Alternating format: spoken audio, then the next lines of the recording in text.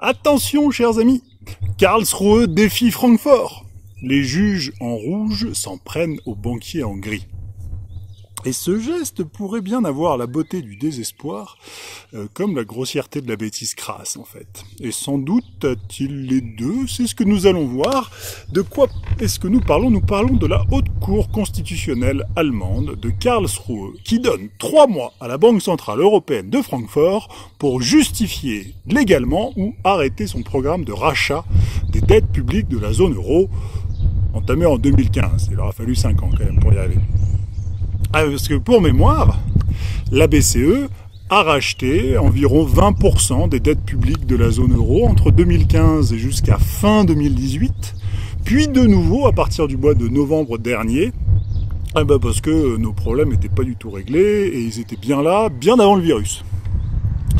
Alors, à fin avril, il y en a pour 2300 milliards d'euros dans les comptes de la BCE, dont 460 milliards pour l'Allemagne. Et ce sont ces dettes dont la Haute Cour conteste la légitimité. En revanche, la Haute Cour valide le plan d'urgence de 750 milliards de rachat des mêmes dettes pour faire passer la pilule du confinement, et donc y compris 150 milliards sur ces 750 pour l'Allemagne. Donc en fait, la Haute Cour vient d'accepter le rachat de 150 milliards de dettes allemandes tout en demandant la revente de 460 milliards déjà acquises. Bon alors éventuellement on peut faire ça à long terme, ils sont sympas les juges. Allez savoir ce qui se passe dans la tête de ces juges qui acceptent un rachat tout en demandant une revente et qui, en plus, pour commencer, ne contestent même pas le principe d'un rachat de dette, puisqu'ils l'acceptent, mais seulement la proportion. Bon, c'est un peu court, il n'empêche que y a probablement une belle opportunité d'investissement derrière cette décision. Alors pour ça, inscrivez-vous au service d'information, parce que c'est quelque chose qui va se mettre en plusieurs semaines et même plusieurs mois qui va se dérouler. Je vais vous expliquer pourquoi, mais je tiens un service d'information, c'est gratuit, vous pouvez vous inscrire en description de la vidéo, et puis bien évidemment, s'il vous plaît, mettez-moi un pouce bleu et abonnez-vous à la chaîne. C'est important, parce que qu'est-ce qui va se passer? Mettons que la BCE n'arrive pas à convaincre la Haute Cour de Karlsruhe de la légalité de son action. Mais déjà, la première chose, c'est que c'est tout à fait possible. Parce que, du côté européen, certes, c'est un peu bizarre. Le rachat des dettes publiques par la BCE n'est pas interdit, donc éventuellement autorisé, par l'article 123 du traité sur le fonctionnement de l'Union. En revanche, il semble bien l'être par l'article 124. Alors c'est pas du tout inhabituel, dans la pratique actuelle du droit, qui produit un nombre gigantesque d'articles d'une complexité incroyable, qui finissent toujours par se contredire. Il y a une véritable saturation de la loi, ce n'en est qu'un exemple. Et puis de toute manière, on s'en fout, parce qu'après l'article 124, il y a le 125, qui donne toute latitude à la Commission européenne et au Conseil de l'Europe, pour interpréter les 2 articles précédents, absolument comme ils veulent.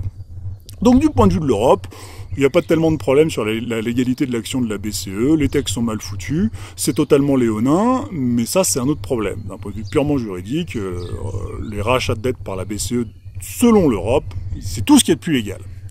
En revanche, et c'est là que ça devient plus subtil et intéressant, il faut regarder la prééminence du droit. En effet, la Cour constitutionnelle de Karlsruhe a pour mission de faire respecter la loi fondamentale allemande. En France, son équivalent est le Conseil constitutionnel, présidé par Laurent Fabius. C'est vous dire à quel point en France ça manque d'indépendance, ce truc.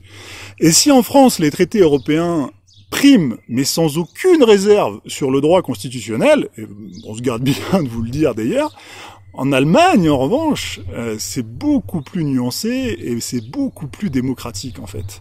Il y a un arrêt célèbre de 1974, So lange, ou aussi longtemps que, dans laquelle cette même haute cour allemande constitutionnelle estime que le droit européen ne primera pas sur la loi fondamentale tant que celui-ci ne garantira pas le même niveau de droit aux citoyens que la fameuse loi fondamentale allemande.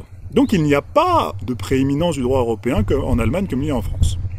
Alors cet arrêt a ensuite été élaboré au fil du temps jusqu'au traité de Lisbonne en 2007. Celui-là même dont sont tirés les articles auxquels j'ai fait référence juste avant. Et les juges ont alors estimé que le traité était constitutionnel, à condition que l'Union européenne se dote d'un réel pouvoir démocratique équivalent au Parlement allemand. Voilà donc cette cour de Karlsruhe qui n'hésite pas à souffleter Bruxelles en traitant ces technocrates de méchants autocrates. C'est peut-être un tigre de papier, cette cour de Karlsruhe, mais ils ont quand même un certain panache, il faut l'avouer. Et donc, du point de vue allemand, l'avis de la haute cour l'emporte sans aucun problème sur le droit européen, ce qui ne serait pas le cas en France, encore une fois, et ça c'est important. C'est une distinction très importante, et du coup, d'un point de vue purement légal, la requête de la Cour est donc tout à fait légitime et fondée en droit. Alors chiche. Nous avons des juges qui sont certes contradictoires parce qu'ils demandent des rachats et des reventes en même temps, mais avec une requête fondée. Nous avons également des juges qui peut-être devraient faire attention à ce qu'ils demandent. Parce que mettons que la haute cour de Karlsruhe juge les rachats de la BCE effectivement anticonstitutionnels. Et paf, le couperet tombe. Qu'est-ce qui se passe ? Eh bien, non seulement la Cour interdit à la Bundesbank, la Banque nationale allemande, de continuer ses rachats en folie de toute cette dette publique qui détruit les taux et les épargnes, presque aussi sûrement que quand c'est la guerre, pour vous dire, mais non seulement elle lui interdit de continuer, mais elle pourrait lui intimer l'ordre de revendre 310 milliards de dettes allemandes, c'est-à-dire le solde entre les 460 indus et les 150 pour le plan d'urgence qu'on accepte. C'est que dans le programme de rachat d'actifs de la BCE, ce qu'il faut bien comprendre, ce sont les banques centrales nationales qui rachètent les dettes de leur pays et en aucun cas des autres. La Bundesbank allemande rachète les dettes allemandes. La Banque de France rachète les dettes françaises. Pareil en Italie, en Espagne, partout où vous voulez. Il faut bien comprendre que l'euro, c'est un mariage avec un contrat en séparation de biens. Chacun ses comptes et chacun sa responsabilité.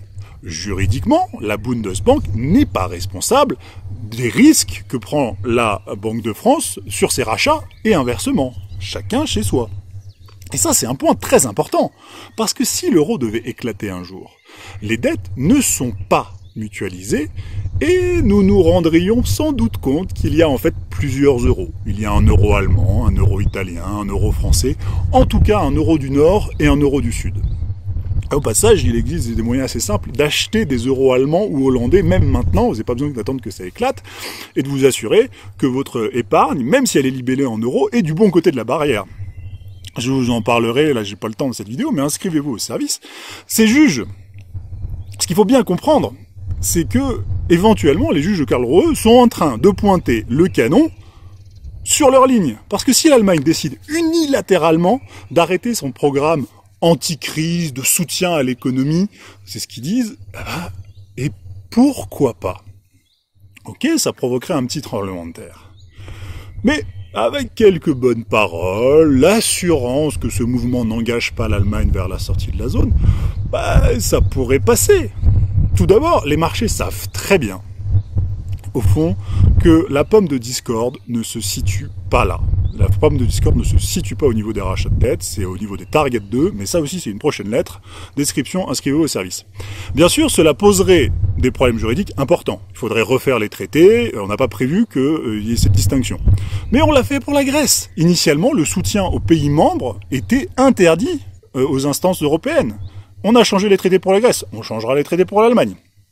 Techniquement, ça pourrait même se traduire par un rééquilibrage de la zone. L'attractivité allemande en prendrait un coup, les taux allemands remonteraient et les tensions entre le nord et le sud pourraient s'estomper.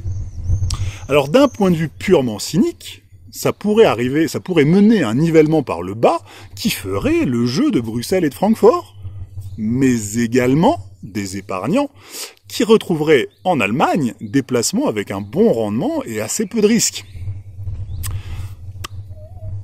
Alors maintenant, vous allez me dire comment est-ce qu'on fait pour se positionner sur cette décision de la haute cour. Tout d'abord, il est probable que la décision de la haute cour ne débouche sur rien dans l'immédiat. Mais au cas où, il convient de vous tenir prêt pour réagir. Dans cette crise, nous ne savons ni le jour ni l'heure, mais nous devons être prêts, nous devons veiller. parce que cette décision en tout cas, elle va rester un point d'étape important dans la construction de la jurisprudence allemande, et surtout, elle nous permet aujourd'hui de nous rendre compte, elle met la lumière sur ce droit allemand qui est resté bien plus indépendant que le droit français et laisse une porte ouverte à une sécession allemande ordonnée, ce qu'on n'a absolument pas en France. Et bien plus que l'Italie, l'Allemagne aujourd'hui est probablement le candidat le mieux placé pour mettre fin à l'expérience de la monnaie unique, qui est objectivement un désastre. Monnaie commune, oui, monnaie unique, non. Et dans ce cas, il convient d'avoir des euros allemands. Mais si la décision de la Haute Cour allemande était appliquée, il serait également intéressant d'avoir une partie de votre patrimoine dans ces euros allemands pour profiter d'une remontée des taux. Au pire, si rien ne se passe, votre euro allemand n'aura pas perdu de valeur par rapport à nos euros français. Et donc, on a une situation asymétrique dans laquelle nous pouvons bénéficier aujourd'hui des mouvements allemands sans ajouter de risque à notre patrimoine ou à notre portefeuille. Alors ça, c'est ce que j'explique tous les jours dans mon service d'information de l'investisseur sans costume. Si vous n'êtes pas déjà inscrit, je vais vous le répéter encore une fois, c'est en description, il y a un lien, cliquez dessus, comme ça vous pourrez rejoindre ma petite communauté, on est 40 000 lecteurs, et puis on a décidé de reprendre notre épargne en main, en suivant l'évolution de cette crise, en avant-première, sur les nouvelles opportunités qui émergent. Voilà, c'était l'objet de cette petite vidéo. J'espère qu'elle vous aura plu. S'il vous plaît, mettez-moi un pouce bleu, abonnez-vous à la chaîne et activez la cloche des notifications. Merci beaucoup, c'était Guy de Lafortelle, l'investisseur sans costume.